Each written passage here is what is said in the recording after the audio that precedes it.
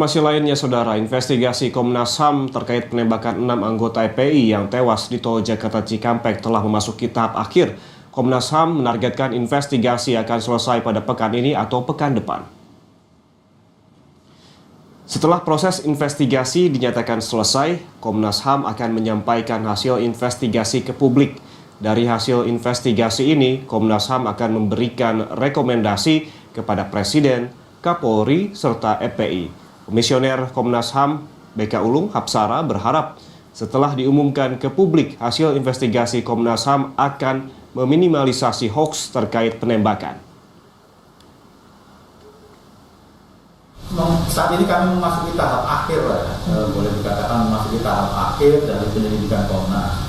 Kami kemarin meminta keterangan dari petugas kepolisian, termasuk juga otopsi plus rekonstruksi atau pola peristiwa pada saat kejadian. Jadi kami di halaman parkir Komnas menyiapkan mobil-mobil yang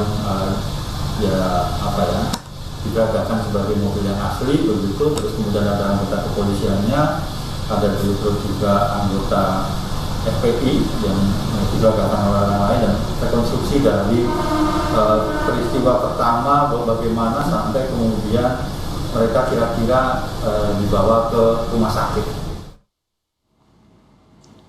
Komnas HAM juga mengundang ahli psikologi forensik untuk dimintai keterangan soal rekaman suara percakapan 6 anggota FPI yang meninggal. Ahli psikologi forensik akan digali keterangan soal keaslian rekaman suara saat peristiwa terjadi. Selain itu, Komnas HAM juga ingin mengetahui suasana yang terbangun saat peristiwa terjadi. Penggambaran suasana ini menentukan konteks peristiwanya.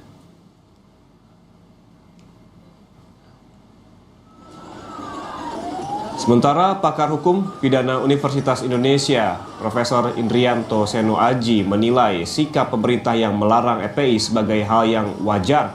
Langkah ini sebagai tindakan pencegahan terhadap visi misi ormas yang bertentangan dengan hukum.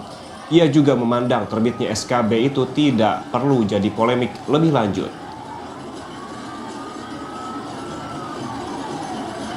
Sepanjang substansi dari visi, misi, aktivitas kegiatan dari ormas itu bertentangan dengan hukum, sudah sangat wajar bagi negara untuk mengeluarkan tindakan-tindakan yang dinamakan precaution measures. Ya.